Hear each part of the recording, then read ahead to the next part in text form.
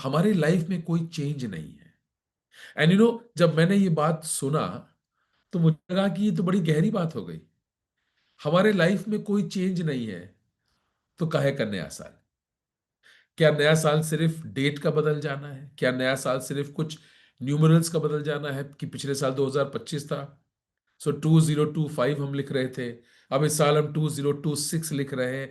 क्या बस यही है नए साल का नयापन, या कुछ इससे बढ़ करके है? उसने कहा भैया, हम पिछले साल भी गाड़ी धो रहे थे, हम इस साल भी गाड़ी धो रहे हैं, तो हमारे लिए तो नया साल नया नहीं है, सिर्फ नंबर बदल गए।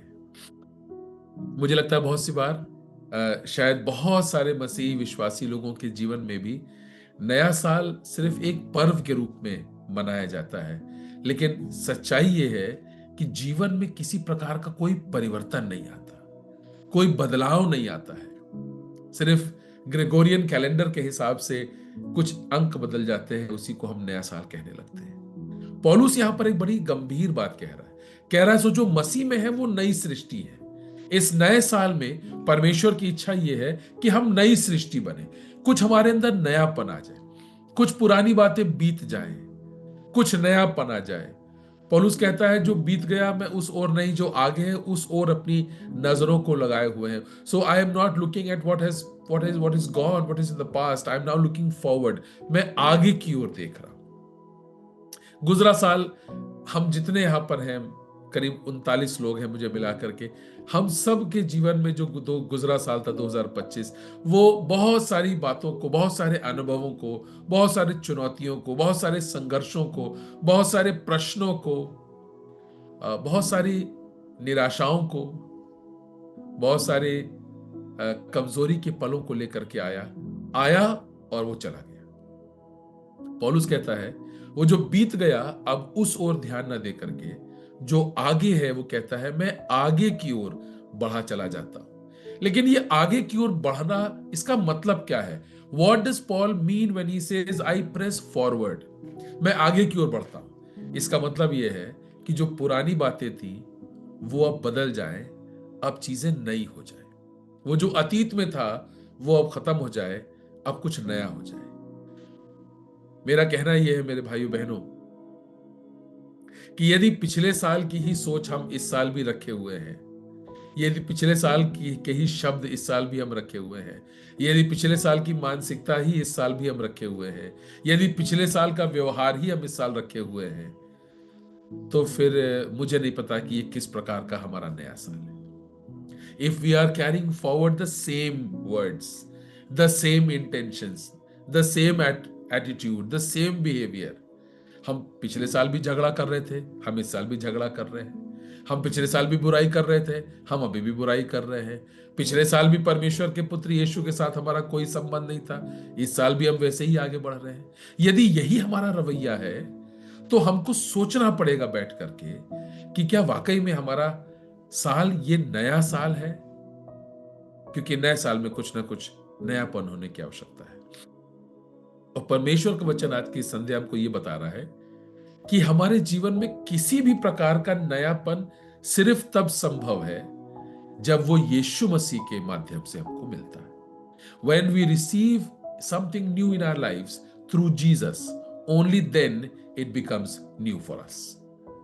क्योंकि बहुत सारी चीजें, बहुत सारी परिस्थितियां हैं, कभी कभी वो हमारे जीवन में परिवर्तन लाती हैं, लेकिन वो क्षणिक होता है, वो टेम्परेरी होता है, थोड़े समय के लिए होता है और फिर वो खत्म हो जाता है। लेकिन जो मसीह यीशु में होकर के हमारे पास आता है, जो मसीह यीशु में होकर के हमारे जीवन में होता है, जो प्रभु यीशु मसीह के द्वारा हमारे जीवन में परिवर्तन और बदलाव आता है, वो स्थायी होता है, वो परमानेंट होता है। और परमेश्वर चाहते हैं कि हमारे जीवनों में उस प्रकार का एक स्थायी परिवर्तन आए।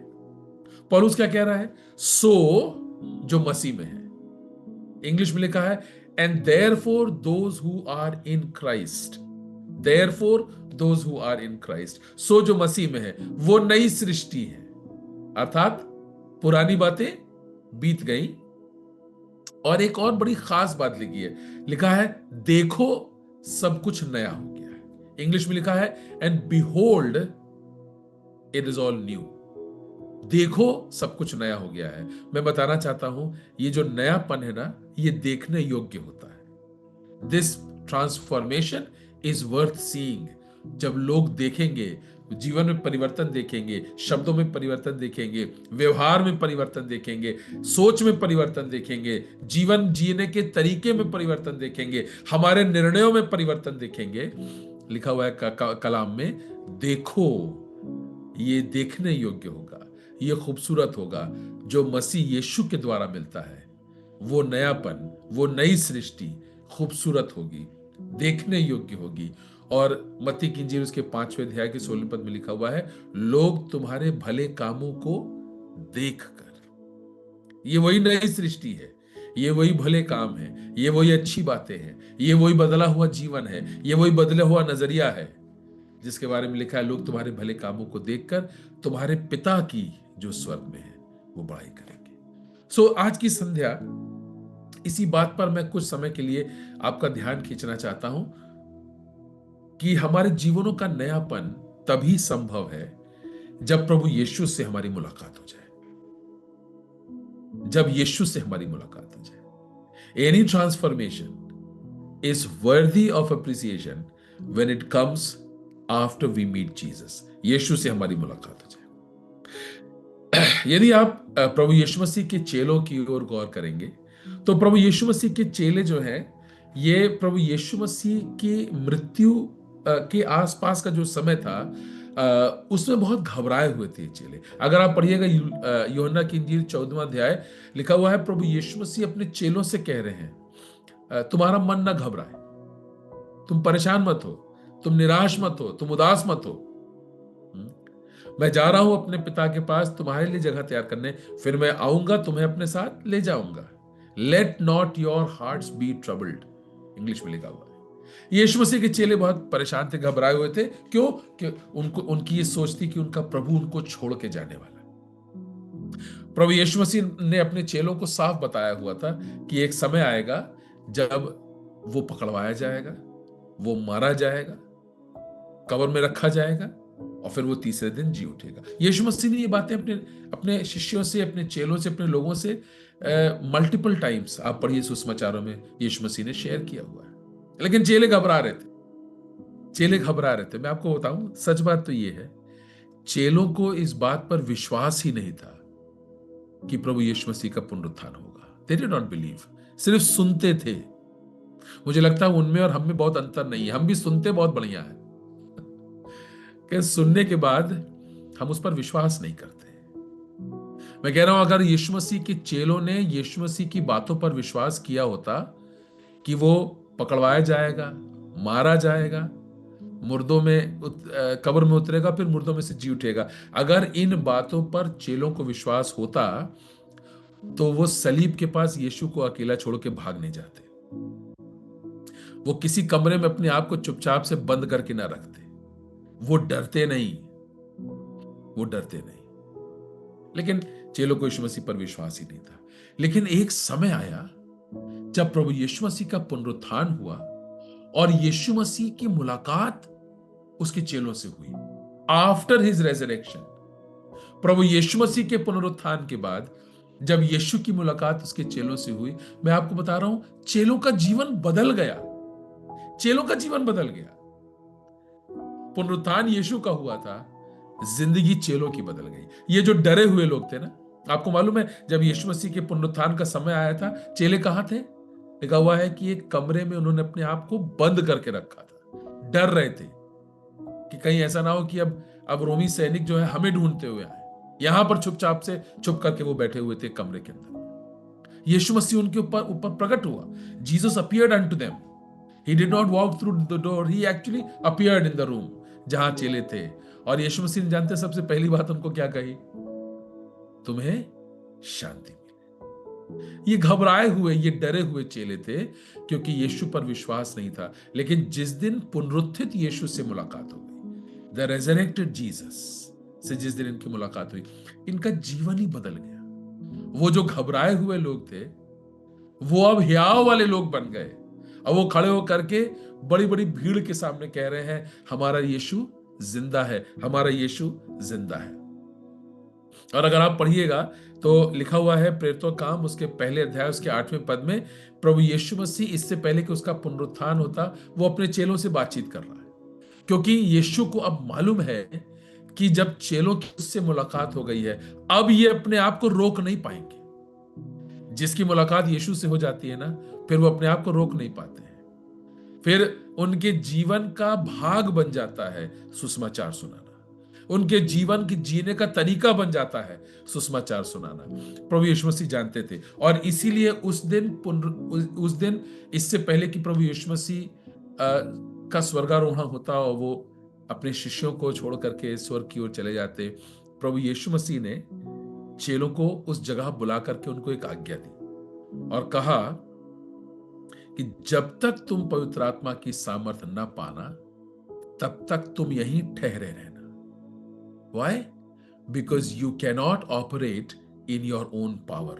तुम अपनी सामर्थ्य में इस नए जीवन की चाल नहीं चल पाओ।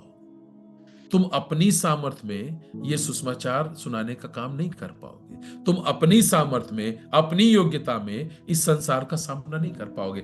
इसीलिए जब तक तुम पवित्र आत्मा की सामर्थ्य ना पाओ, तब तक यहीं ठहरे रहना। और जब तुम पवित्र आत्मा की सामर्थ्य पाओगे, तब तुम यरूशलेम में और यहूदिया में और सामरिया में और पृथ्वी की छोर तक मेरे गवाह ठहरोगे। हालेलुया।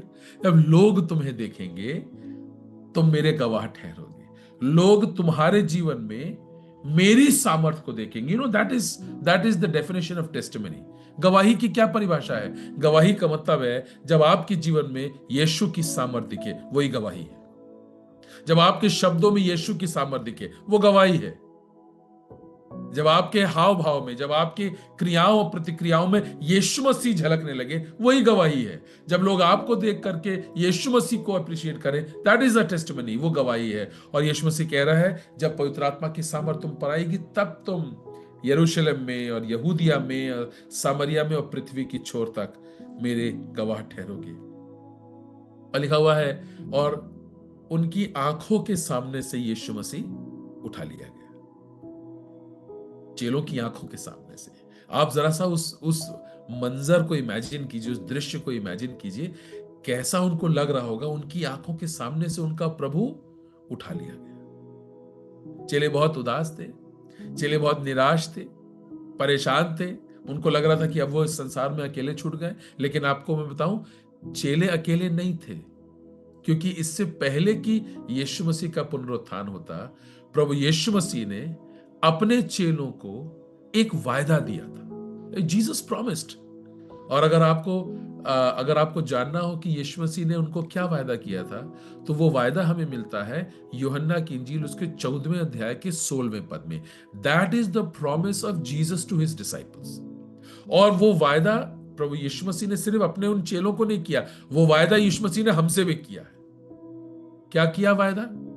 यीशु मसीह ने कहा, और मैं पिता से प्रार्थना करूंगा कि वो तुम्हारे लिए एक सहायक देगा। And I will pray to God to give to you a helper, एक सहायक, अर्थात पवित्र आत्मा, अर्थात पवित्र आत्मा। तो चेले निराश थे, हम भी निराश होते हैं, हम भी परेशान होते हैं। जो इस समय भारत देश के अंदर में जो सामाजिक परिस्थितियां हैं, जो राजनीतिक परिस्थितियां हैं, ये कभी कभी मन को बहुत घबरा देती हैं। कभी कभी हमें लगता है कि अगले आने वाले 2-4 सालों की परिस्थितियां कैसी होंगी, किस तरह के और कठिन परिवर्तन होंगे, किस तरह का हमारा संघर्ष और बढ़ सकता है। ऐसी परिस्थितियों के लिए ही प्रभु यीशु मसीह का वो वायदा है, तुम्हारा मन न घबराए और न तुम परेशान हो।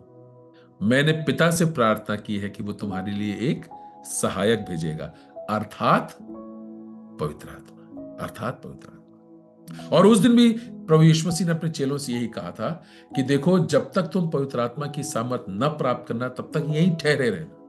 Because you cannot operate without the Holi spirit. तुम पवित्र आत्मा के बगैर जी नहीं पाओगे। ये जिस नई सृष्टि की हम बात कर रहे हैं मेरे भाइयों बहनों, ये पवित्र आत्मा की सहायता के बगैर हम उस नए जीवन की चाल नहीं चल सकते। हम उस पवित्र आत्मा की अगुवाई और अनुग्रह के बगैर हम उस नए जीवन की चाल नहीं चल पाएंगे। लोग हमारे जीवन को देखेंगे और वो पिता की तारीफ नहीं कर पाएंगे यदि उस नए जीवन को जीने के लिए हमें परमेश्वर की पवित्र आत्मा की सहायता नहीं मिलेगी। सो उस दिन चेले बड़े निराश थे, परेशान थे, अपने प्रभु को अपनी आंखों के सामने से जाता हुआ देख रहे थे। जानते क्या हुआ? एक एक आश्चर्यक्रम वहां पर हुआ। लिखा हुआ है कि दो पुरुष श्वेत वस्त्र पहने हुए वहां पर आकर के उनके सामने खड़े हो गए। कहने लगे, हे गलीली पुरुषों, तुम क्यों उदास होते हो? Why do you worry? जिस प्रभु को तुमने अपनी आंखों से जाते देखा है, उसको तुम अपनी आंखों से आता हुआ देखोगे। हालेलुया। मैं कह रहा हूं, we will see Jesus coming, we will see Jesus coming. और यही बात पौलुस ने फिलिपियों की पत्री उसके दूसरे अध्याय में भी कहा है। परमेश्वर ने अपने पुत्र यीशु को एक ऐसा नाम दिया जो सब नामों में श्रेष्ठ है, और एक दिन आने वाला है जब न सिर्फ हम अपनी आंख से उसको आता हुआ देखेंगे, लेकिन हर जबान पुकार करके ये कहेगी और सब कहेंगे कि यीशु ही प्रभु है, यीशु ही प्रभु है। और मैं आपको बता दूं, ये वायदा है जो स्वर्गदूतों ने परमेश्वर की वो बात उस दिन अपने लोगों से कही। जिस तरह से तुमने उसको जाते हुए देखा है, उसी तरह से तुम उसको आते हुए देखोगे। मेरे भाइयों बहनों, हम विश्वासी लोग अब उसी दिन का इंतजार कर रहे हैं। We are just waiting for that day, we are just waiting for that day. Jesus comes home. हे यीशु आ। प्रेरितों काम की प्रकाशित वाक्य की पुस्तक के आखिरी अध्याय का आखिरी पद यही है, हे प्रभु आ, लॉर्ड कम। चेलों का जीवन बदल गया। पुनरुत्थित यीशु से मुलाकात हो गई, चेलों का जीवन बदल गया। आप जानते हैं, उस बंद कमरे के अंदर में एक शख्स था जिसको शक्की कहा जाता था, द डाउटिंग थॉमस। उसने कहा, मैं जब तक यीशु के हाथ के अंदर अपनी उंगली न डाल लूं, जब तक उसकी पसली में अपनी उंगली न डाल लूं, तब तक मुझसे भाई साहब विश्वास नहीं होगा। और जानते हैं वो आदमी, वो शख्स थोमा कहां पर आया? यहां भारत में आ गया। थॉमस केम इन 52 एडी, कैलिकट में, केरला में वो आया, और थोमा के माध्यम से यीशु मसीह का सुसमाचार भारत में आया। अंग्रेजों के माध्यम से नहीं, थोमा के माध्यम से। Thomas brought the gospel of Jesus. और वो डाउटिंग थॉमस था, वो शक्की थोमा था। शायद इसीलिए कभी कभी हम लोग बहुत शक करते हैं, क्योंकि जिस शख्स ने हमको सुसमाचार सुनाया वो बहुत शक करता था। लेकिन एक दिन जब उसकी मुलाकात यीशु से हो गई, जानते हैं उस बंद कमरे में जिस दिन थोमा की मुलाकात यीशु से हुई, लिखा हुआ है, थोमा यीशु के चरणों में गिर गया और उसने कहा, हे मेरे प्रभु, हे मेरे स्वामी, my lord and my master. जिस दिन यीशु से मुलाकात हो जाती है ना, सारा शक इबादत में, आराधना में बदल जाता है। और ये चेले जब तक यीशु से मुलाकात नहीं हुई थी डरे हुए थे, और जब यीशु से मुलाकात हो गई जीवन बदल गया। अब जानते हैं पतरस, याकूब और यूहन्ना, ये प्रभु यीशु मसीह की वो चेले थे जिन्होंने न जाने कहां कहां घूम घूम करके यीशु मसीह का सुसमाचार सुनाया। पतरस और यूहन्ना के बारे में एक घटना का जिक्र है, लिखा हुआ आए थे आराधना करने के लिए, और वहीं पर सुंदर नाम फाटक के पास एक व्यक्ति बैठा हुआ था, जन्म का लंगड़ा था, जन्म का लंगड़ा था। और इन लोगों को अपनी ओर आते देखा, इस लंगड़े को लगा कि ये लोग साहब लोग हैं, इनके पास पैसा होगा। आज भी पता नहीं क्यों लोगों को, हम लोग को देख के यही लगता है कि इन लोग के पास जरूर पैसा होगा, ये पैसा ही दे दे करके सबको ईसाई बना ले रहे हैं। पतरा से यूहन्ना ने कहा, सुनो भैया, सोना चांदी तो हमरे लगे है नहीं। ना सोना चांदी तब था और ना सोना चांदी अब है। पतरस और यूहन्ना ने कहा, लेकिन जो हमारे पास है वो हम तुमको दे रहे हैं। If you have Jesus, you will be able to give Jesus. If you don't have Jesus, you cannot give Jesus. यदि आपके पास यीशु होगा तो ही आप लोगों को यीशु दे पाएंगे। यदि आपके पास यीशु नहीं है तो क्या दे पाएंगे? पतरस यूहन्ना ने कहा, सोना चांदी तो हमारे पास है नहीं, लेकिन जो है वो हम तुम्हें देते हैं। यीशु नासरी के नाम से उठ खड़ा हो जा। और वो शख्स, वो जन्म का लंगड़ा व्यक्ति, उसी समय पर खड़ा हो गया, जिंदगी बदल गई। मेरे भाइयों बहनों, प्रभु यीशु मसीह के चेलों का जीवन बदल गया। और आप पढ़िएगा चेलों का इतिहास, प्राचीन कलीसिया का इतिहास पढ़ लीजिए।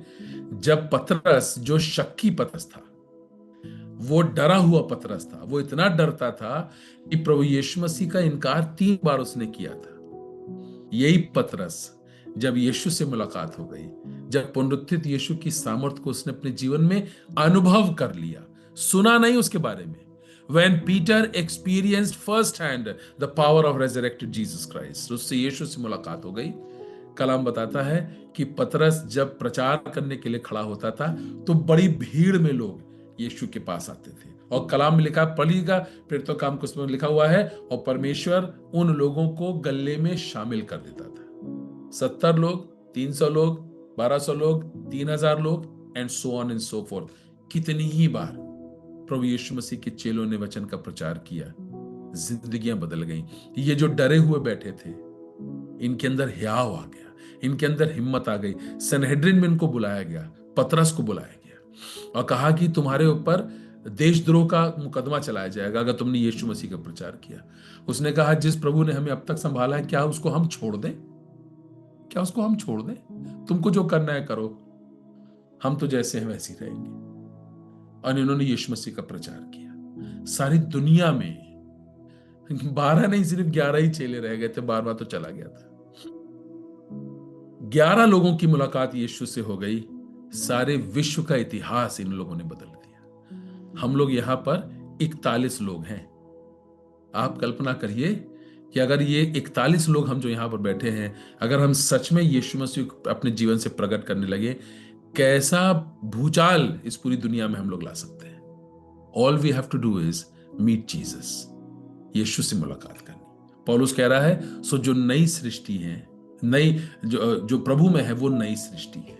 प्रभु यीशु मसीह से मुलाकात हो जाएगी, सब कुछ बदल जाएगा। पौलुस के बारे में हम जानते हैं ना, पौलुस पुराना उसका नाम शाऊल चलता था, एक सरकारी अधिकारी था वो। उसके पास सरकार का राजपत्र था कलीसियाओं को सताने के लिए। He had the government power to go and persecute the church. और जब भी वो जाता था तो अपने साथ एक टोली लेके जाता था और जा करके जो उसको ठीक लगता था वो किया करता था। कलीसिया को सताता था, लोगों को मारता था, कलीसियाओं को तोड़ता था, यही उसका काम था। आप कल्पना कर सकते हैं, आज के भी समाज में कुछ इसी तरह के समूह हैं, कुछ ग्रुप से जिनका यही काम है। लेकिन जानते हैं एक दिन क्या हुआ? एक दिन परमेश्वर को भाया कि शाऊल से बात कर लेते हैं, ये लीडर है इनका, इन्हीं से बात कर लेते हैं। और शाऊल दमिश्क के मार्ग पर था और अचानक से आकाशवाणी हुई, एक भूकंप सा आया। वो जिस जानवर पर सफर कर रहा था वहां से नीचे गिर गया और आकाश से एक आवाज आई, हे शाऊल, तू मुझे क्यों सता रहा है? Saul, why do you persecute me? शाऊल ने कहा कि हे प्रभु, तू कौन है? तू कौन है? उस आवाज ने कहा, मैं वो हूं जिसे तू सताता है। I am the one whom you persecute।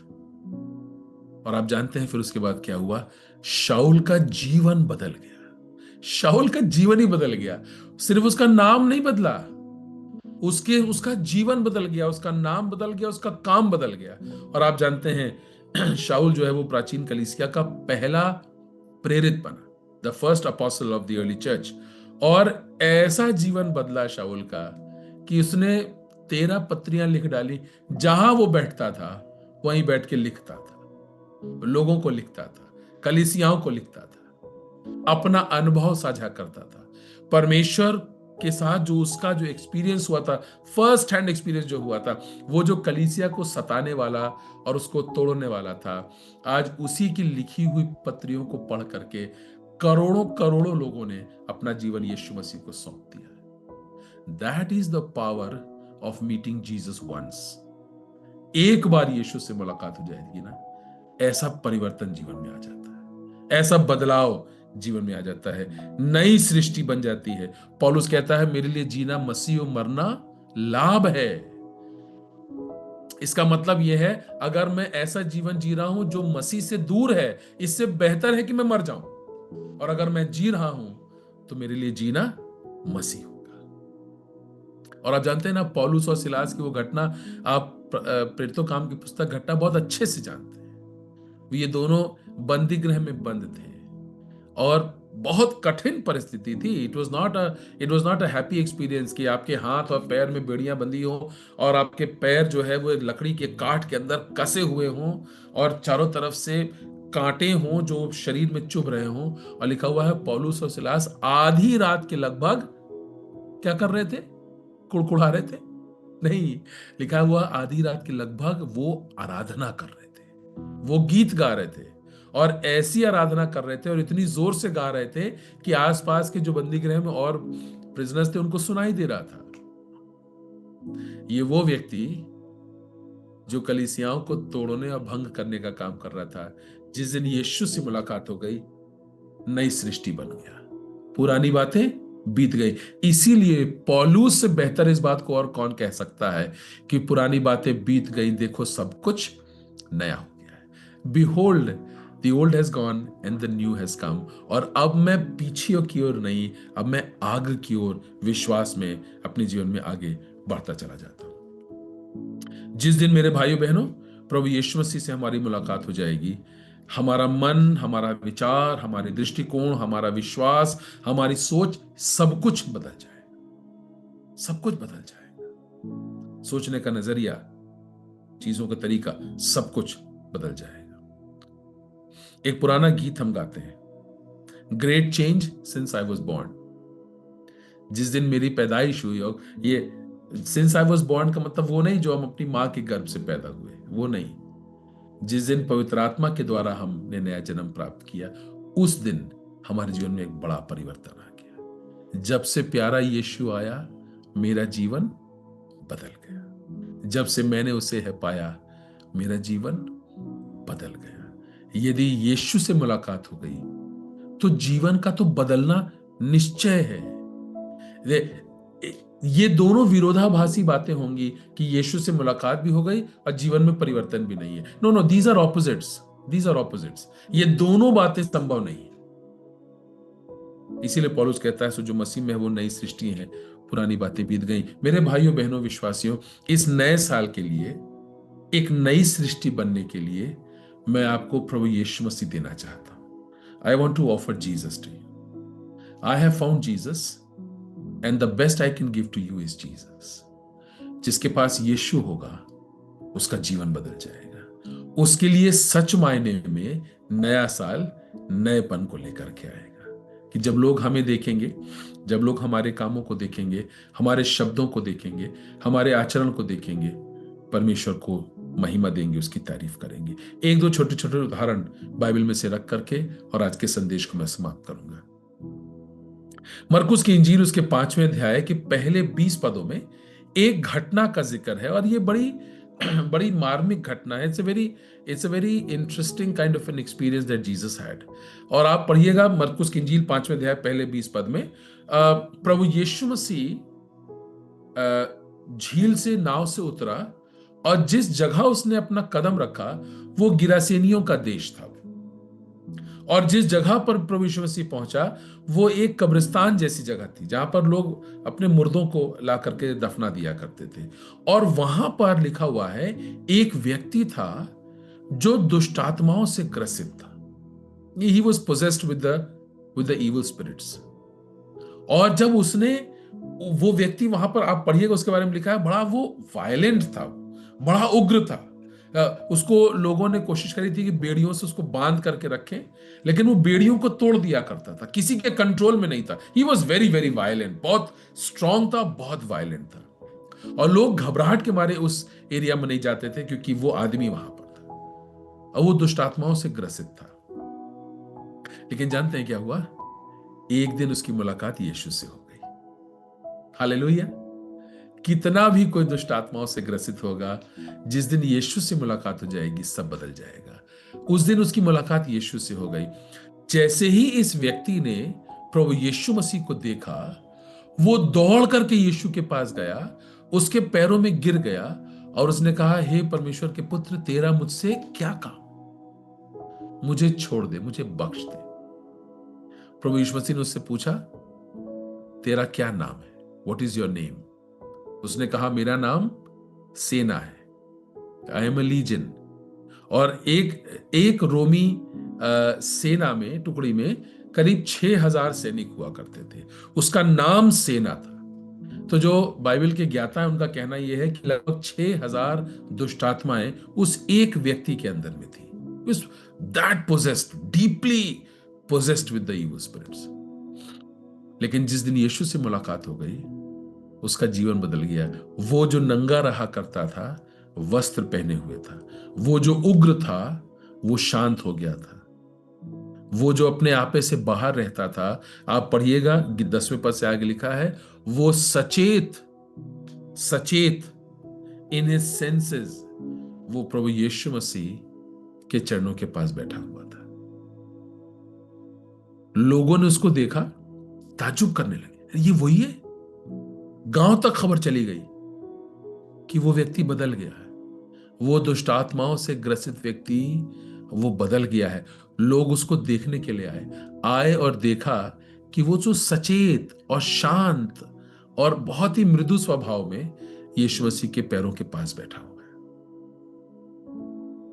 जीवन बदल जाते हैं मेरे भाइयों बहनों, जब यीशु से मुलाकात होती है। सब कुछ नया हो जाता है, सब कुछ नया हो जाता है। और इस 2026 में मेरी दुआ है, मेरी प्रार्थना, मेरी कामना अपने लिए है और आप लोगों के लिए है कि हमारा जीवन बदल जाए। और ये सब सिर्फ तब संभव होगा जब यीशु मसीह से हमारी मुलाकात हो जाएगी। सो यदि आपकी यीशु से मुलाकात नहीं हुई, तो आज की इस रात्रि हमारे पास मौका है कि हम यीशु मसीह से दुआ करें, उससे प्रार्थना करें, उसको अपने जीवन में व्यक्तिगत उद्धारकर्ता के रूप में ग्रहण करें। That is the gospel I have for you this evening. यीशु से मुलाकात करें, यीशु को अपने जीवन में ग्रहण कर लें, क्योंकि जो यीशु को अपने जीवन में ग्रहण कर लेगा, उसका जीवन बदल जाएगा। जब प्रभु यीशु मसीह उस जगह से उठ करके जाने लगा, तो ये आदमी यीशु के साथ साथ चलने लगा। कहने लगा, प्रभु मुझे भी अपने साथ ले चलिए। यीशु मसीह ने कहा, नहीं, तुम जाओ। कहां जाओ? लिखा हुआ है, तुम दिकापुलिस में जाओ। Decapolis, Deka means 10, police means a group of 10 cities. उस जगह पर जाओ जो तुम्हारा क्षेत्र है, जो तुम्हारी जगह है, जो तुम्हारा शहर, तुम वहां जाओ और अपने लोगों में गवाही दो। Go and B a testimony. Listen, I am not saying give a testimony, I am saying B a testimony. दोनों में बहुत अंतर है। गवाही होना और गवाही देना। गवाही देना बहुत अलग बात है, गवाही होना ये बिल्कुल अलग बात है। यीशु मसीह से मुलाकात हो जाएगी, हम गवाही बन जाएंगे। फिर हमें कहने की जरूरत नहीं होगी, लोग हमें देखेंगे और प्रभु यीशु मसीह की गवाही हमारे जीवन से उन तक पहुंचेगी। Be a testimony my dear people. और आखिरी बात, लूका की इंजील उसके 19वें अध्याय में भी एक आदमी का जिक्र है। उसका भी जीवन बदल गया जब यीशु से मुलाकात हो गई। I am saying, if you meet Jesus, life will be transformed. और सब कुछ नया हो जाएगा, जीवन बदल जाएगा, सब कुछ नया हो जाएगा। इस व्यक्ति का नाम है जक्कई, और हम जानते हैं जक्कई की कहानी को।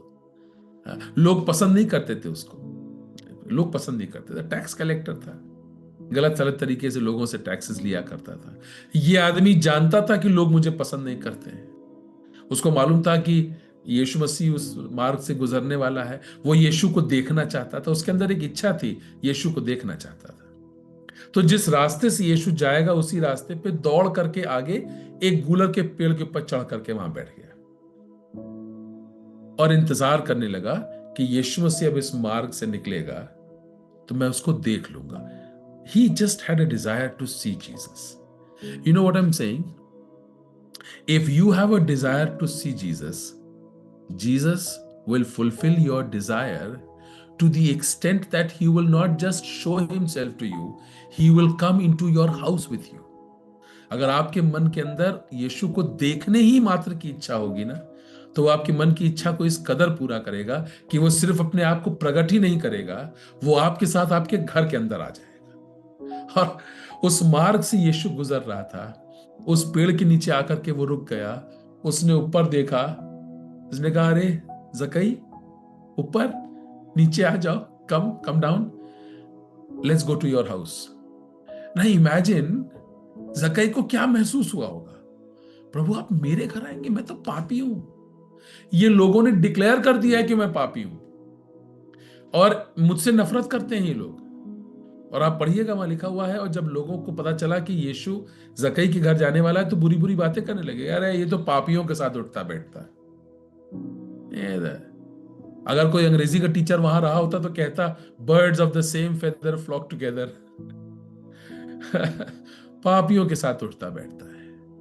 कोई बात नहीं, यीशु मसीह ने कहा कोई बात नहीं, आज मुझे तेरे घर चलना है, and I am coming to your house. और जक्कई यीशु मसीह को लेकर के अपने घर आ गया। उस दिन जक्कई का जीवन बदल गया। And if you will read gospel of Luke chapter 19, आपको पता चलेगा कि जक्कई वहां पर अपने घर में प्रभु यीशु मसीह के साथ बैठा हुआ था। उनके बीच में क्या बातचीत हो रही थी उसका कोई जिक्र नहीं है, लेकिन यह जरूर है कि जक्कई अपने स्थान पर खड़ा हो गया और उसने कहा, हे प्रभु मैंने गुनाह किया है, लॉर्ड आई हैव सिन्ड। प्रभु यीशु मसीह जब हमारे जीवन में आएगा, हमारी गलतियां हमारे सामने उजागर होंगी और हमारे पास मौका होगा कि हम उनसे, उन गुनाहों से माफी मांग लें। और जक्कई ने उस दिन अपने गुनाहों से माफी मांग लिया, उसका जीवन बदल गया। उसने कहा, प्रभु जी यदि मैंने किसी का गलत तरीके से लिया, मैं उसको 2 गुना 4 गुना फेर देता हूं। I want to return back what I have taken incorrectly. वो उसका पछतावा था, वो उसका कन्फेशन था, वो उसकी माफी थी। और तब लिखा हुआ है लूका की इंजील 19वें अध्याय के 10वें पद में, प्रभु यीशु मसीह ने कहा कि मनुष्य का पुत्र इस संसार में खोए हुओं को ढूंढने और उनका उद्धार करने को आया। पौलुस कह रहा है, सो जो मसीह में है, जो मसीह के द्वारा है, वो नई सृष्टि, जीवन बदल जाएंगे। हमारा नया साल सही मायने में हमारे लिए नया हो जाएगा अगर हमारा जीवन बदल जाता है तो। परमेश्वर अपने वचन के द्वारा हम सबों को आशीष दे, हमसे बातचीत करें ताकि हम परमेश्वर के वचन के प्रकाश में अपने जीवनों को देख सकें और सिर्फ अंकों के बदलने को नया साल ना बोले, सही मायने में हमारे जिंदगियों में जिन हिस्सों में, जिन क्षेत्रों में सुधार की आवश्यकता है, सुधार की गुंजाइश है, वो परिवर्तन हमारे जीवन में आए ताकि हमारा नया साल सही मायने में हमारे लिए नया हो जाए। प्रभु हम सबों को बहुत आशीष दे। Thank you very much.